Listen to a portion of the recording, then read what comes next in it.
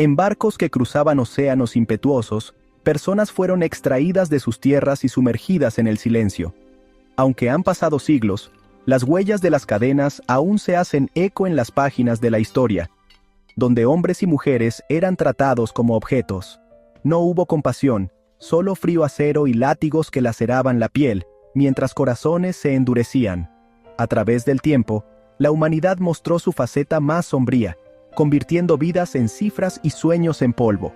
Durante este video abordaremos uno de los episodios más crueles de la humanidad, la esclavitud negra. Millones de individuos fueron separados de sus hogares y condenados a un destino inimaginable. ¿Puedes imaginar una vida sin libertad? Antes de profundizar en esta espantosa historia, asegúrate de apoyarnos y suscribirte a nuestro canal. Así podrás continuar recibiendo las mejores publicaciones históricas, solo aquí, en Legión de Imperios.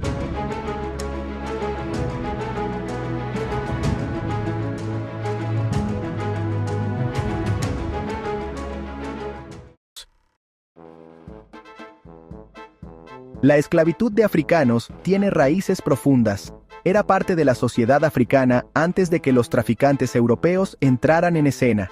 Sin embargo, la esclavitud en África era diferente.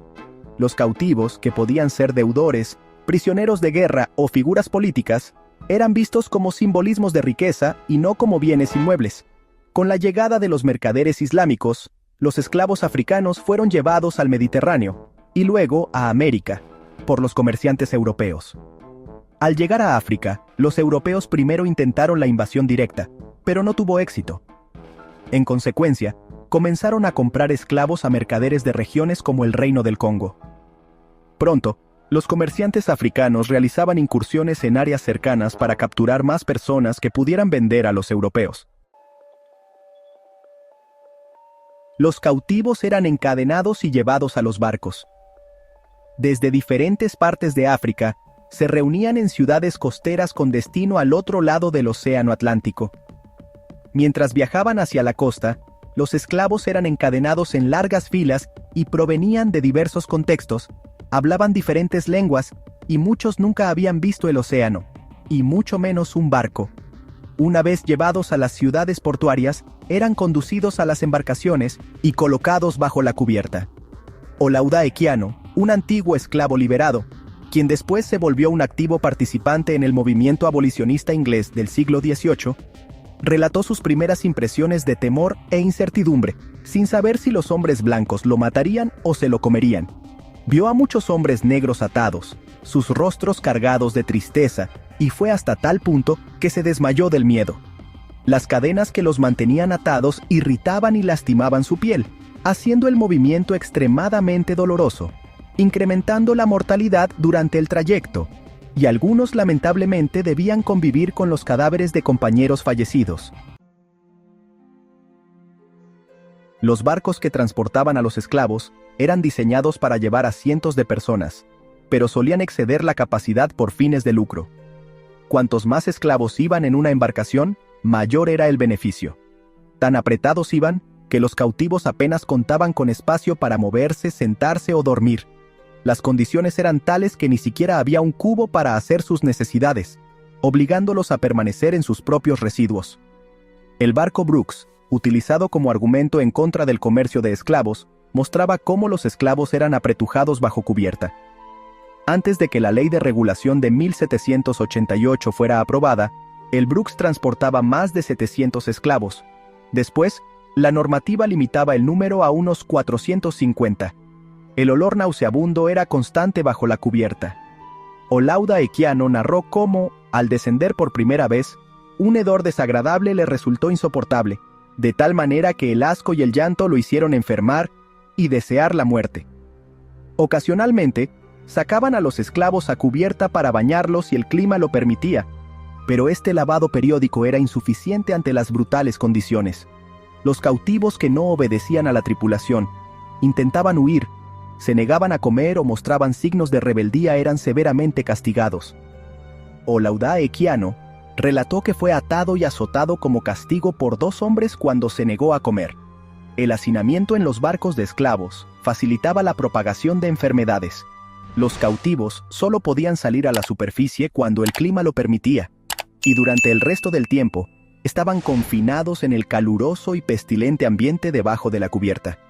Según Equiano, las condiciones eran tan insalubres que las enfermedades se propagaban rápidamente, incrementadas por el calor y la cercanía entre las personas apiñadas, que apenas tenían espacio para moverse. Esto provocaba sudoración intensa y convertía el aire en algo irrespirable, alcanzando una tasa de mortalidad del 15%. La disentería era una causa común de muerte, al igual que enfermedades como el escorbuto, la gripe, el sarampión, la malaria y la viruela. Algunos esclavos intentaban quitarse la vida como acto de desesperación o desafío, rehusándose a comer, ingiriendo venenos o lanzándose al mar. Para prevenir suicidios, los barcos estaban equipados con redes, e incluso si alguien lograba saltar por la borda, se enviaban botes para recuperarlos, ya que perder esclavos significaba menos ganancias. Las mujeres sufrían especialmente a bordo. Aunque la mayoría de los cautivos eran hombres, las mujeres también eran esclavizadas. En los barcos, hombres y mujeres eran separados, pero las mujeres y niñas no siempre estaban encadenadas. A veces, el capitán dormía entre las chicas, y con frecuencia eran abusadas sexualmente por la tripulación. Mantener con vida a los esclavos era crucial pero difícil. La tripulación hacía lo necesario para que comieran, proporcionándoles una dieta de pan, frijoles y carne salada. Las personas que se negaban a comer eran azotadas para castigarlas y desincentivar la resistencia entre los demás cautivos. También se empleaban herramientas largas y delgadas para obligar la alimentación de quienes se resistían. Después de semanas de viaje, los esclavos llegaban a los puertos de América y eran desembarcados. Muchos no sabían qué les deparaba el futuro, temiendo ser devorados por los hombres blancos. A menudo, esclavos veteranos eran usados para tranquilizar a los recién llegados, asegurándoles que serían puestos a trabajar en lugar de ser comidos. En tierra firme, eran llevados a patios donde se los mantenía confinados sin distinción de edad o sexo. El pasado está plagado de momentos oscuros y dolorosos que a menudo son subestimados o ignorados. Esos episodios han moldeado nuestra realidad actual, dejando una huella duradera en la sociedad. La reproducción forzada de esclavos. Los dueños de esclavos trataban a los cautivos como propiedades, y la reproducción forzada se veía como un medio para incrementar el valor económico y controlar la mano de obra esclava. Las mujeres esclavas solían sufrir una serie de partos y abortos, lo que aumentaba el riesgo de muerte y otras complicaciones médicas. Obligadas a trabajar incluso estando enfermas o heridas, se enfrentaban a un deterioro de su salud. Además, eran separadas de sus hijos, vendidos como si fueran propiedad a otros dueños, lo que dejaba a los padres impotentes para proteger a sus familias, causando un profundo daño emocional en las familias y comunidades de esclavos. Este y otros aspectos repugnantes de la esclavitud fueron denunciados por abolicionistas como William Lloyd Garrison y Harriet Beecher Stowe, que exigían la libertad y derechos para los esclavos.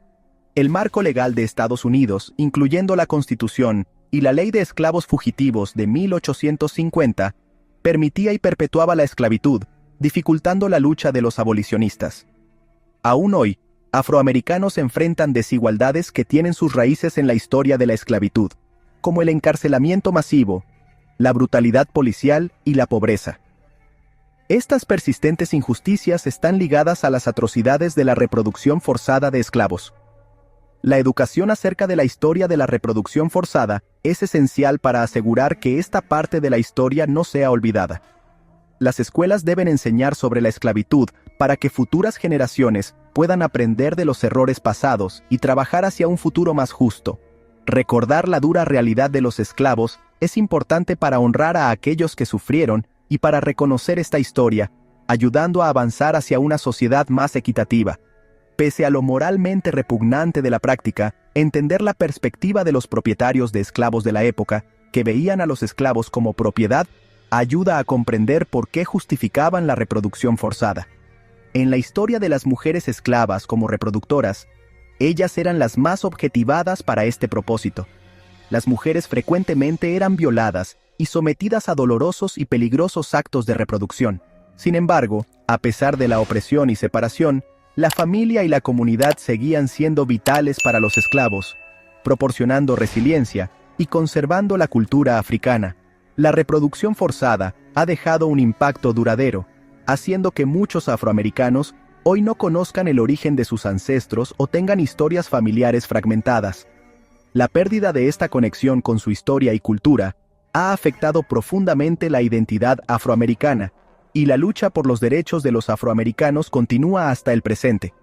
La abolición de la esclavitud ocurrió hace más de un siglo y medio, pero los afroamericanos todavía enfrentan luchas por sus derechos hoy, desde el movimiento por los derechos civiles hasta Black Lives Matter, en un esfuerzo continuo contra la injusticia y la desigualdad en la sociedad de todos los países de América.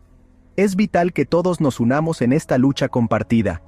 Durante la era de la esclavitud en Brasil, la reproducción forzada de esclavos jugó un papel esencial en mantener y expandir la fuerza laboral esclavizada. Hombres escogidos por su fortaleza y resistencia eran obligados a procrear con múltiples mujeres esclavizadas, a menudo sin su consentimiento, buscando criar una nueva generación adecuada para labores forzadas, especialmente en plantaciones de caña de azúcar.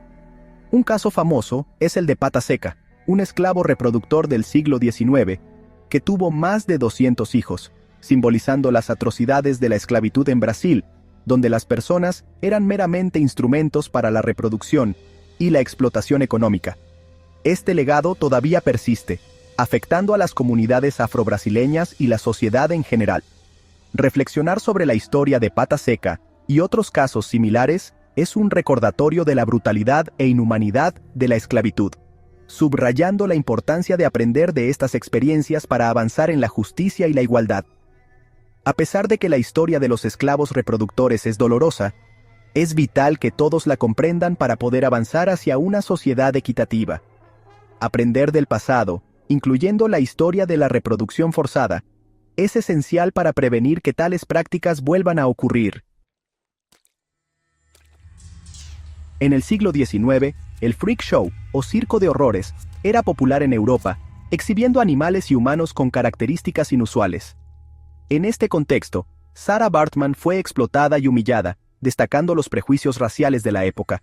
Su nombre fue transformado a Sarri, un apelativo que podría interpretarse de manera tierna o despectiva. Además, la designación de Venus Hottentote, que hacía referencia a sus características corporales, reflejaba una visión despectiva e ignorante hacia los africanos durante la colonización europea de África. El término Hottentote es ahora considerado muy ofensivo y ya no se utiliza. Sarah Baartman fue llevada ilegalmente a Inglaterra por su amo Hendrik Cesars y Alexander Dunlop. Aunque no era oficialmente esclava, Sarah fue sometida a servidumbre tras la muerte de su pareja. Bajo presión, firmó un contrato afirmando que actuaba por voluntad propia. Sin embargo, fue exhibida en Londres en condiciones humillantes, dentro de una jaula, vistiendo ropa ajustada y trajes africanos, con su trasero expuesto y obligada a bailar para el público. Sarah tenía una condición médica llamada esteatopigia, muy común y considerada bella en su tierra natal, entre las tribus Kisan. Los europeos del siglo XIX, sin embargo, vieron sus características como evidencia del creciente racismo de la época, promoviendo una visión exótica y salvaje del cuerpo femenino africano. La fascinación inglesa por las grandes nalgas incrementó su popularidad, con Sarah convertida en objeto de caricaturas y carteles. A pesar de que el comercio de esclavos había sido abolido en Inglaterra antes de su llegada, la condición de Sarah atrajo la atención de los abolicionistas. La Asociación Africana buscó su liberación, señalando las exhibiciones como grotescas e inhumanas, pero sus esfuerzos no llevaron a resultados significativos, ya que el sistema legal no progresó en el caso. Esto reflejaba las semejanzas preocupantes entre la exhibición de Sarah y la esclavitud misma, subrayando las injusticias persistentes de la época. Los hombres que llevaron a Sarah Baartman a Inglaterra enfrentaron un proceso judicial. Sin embargo, Sarah declaró que estaba allí voluntariamente y recibía pequeñas remuneraciones. Muchos dudan de la veracidad de su declaración, pero este testimonio legalizó el negocio de exhibirla en público. Posteriormente, Sarah fue vendida a un entrenador de animales en París, donde continuó siendo presentada al público, incluso acompañada de una cría de rinoceronte, expuesta en una jaula y forzada a posar como un animal. La atención de Georges Cuvier, un renombrado científico francés, fue atraída por Sarah cuando observó una exhibición de su cuerpo, cuyas teorías reflejaban los prejuicios raciales de la época. La estudió con especial interés en sus genitales, pretendiendo vincular características físicas con su supuesta primitividad. Aunque Sarah nunca consintió en mostrarse desnuda, tras su muerte, Cuvier pudo examinar su cuerpo, incluyendo sus genitales y esqueleto, que fueron exhibidos en un museo por décadas, hasta la creciente presión en la década de 1970 resultó en la eliminación de estos restos. El regreso de Sarah Baartman a Sudáfrica se logró gracias a una campaña encabezada por Nelson Mandela. A pesar de los esfuerzos anteriores desde 1940, no fue hasta 2002 que sus restos recibieron un entierro digno en su lugar de origen. En un contexto diferente, Sarah Rector, una niña de 11 años, se hizo rica debido a un descubrimiento petrolero en su propiedad, a pesar de las restricciones raciales en Oklahoma, que inicialmente clasificaron su valiosa tierra por debajo del estándar agrícola. Una vez descubierta la riqueza de su tierra, y con la intervención de sus apoyos, la discriminación que requería un tutor blanco para tales casos, se manejó favorablemente para sus intereses. La gran fortuna de Sarah Rector atrajo atención internacional y ofrecimientos de matrimonio, incluso de desconocidos y hombres blancos, resaltando las continuas intrigas y el impacto que tenía su inusual historia en un mundo aún profundamente racista y segregado. Los ancestros de Sarah Rector eran esclavos al servicio de la tribu Creek. Cuando el gobierno estadounidense reubicó a muchas tribus nativas en lo que se llamó el Camino de las Lágrimas, los Creek llevaron a sus esclavos con ellos. Tras la guerra civil, los tratados con las tribus exigieron abolir la esclavitud y otorgar derechos a los esclavos liberados, conocidos como los Creek Freedmen. Los abuelos de Sarah, Benjamin y Molly McQueen estaban entre estos esclavos liberados. La repentina riqueza de Sarah se hizo famosa mundialmente y generó artículos racistas en la prensa, reflejando el descontento de la América blanca. La cobertura mediática sugirió que Sarah estaba bajo una tutela blanca comprensiva, con la promesa de proveerle una buena educación, cuestionando la justicia de su estatus financiero. El Chicago Defender, un influyente periódico afroamericano, publicó que la fortuna de Sarah estaba mal gestionada y que vivía en malas condiciones, enfatizando que sus tutores blancos eran el origen de estos problemas. Esta denuncia atrajo la atención de líderes negros de renombre como Booker T. Washington, quien intervenía para mejorar su situación. Booker T. Washington se contactó con la familia de Sarah para asegurar su educación, llevándola a inscribirse en el Instituto Tuskegee. Sarah compró propiedades, una mansión que aún se llama Rector House, y se casó con Kenneth Campbell, con quien tuvo 3 hijos. Sarah Rector disfrutó de una vida lujosa utilizando su fortuna. Compró una limusina y empleó un chofer, mostrando su éxito al igual que los autos de lujo y las joyas que adquirió. Sin embargo, también usó su riqueza para ayudar a la comunidad, mostrando cómo utilizó bien su fortuna, a pesar de navegar por un contexto de prejuicios raciales persistentes. Si te gustó el contenido, considera suscribirte, dejar tu comentario para conocer cuál parte te gustó más, y comparte este video a las personas que les pueda interesar. Además, te invitamos a visitar nuestro canal para conocer más historias sobre la colonización de América y sus personajes.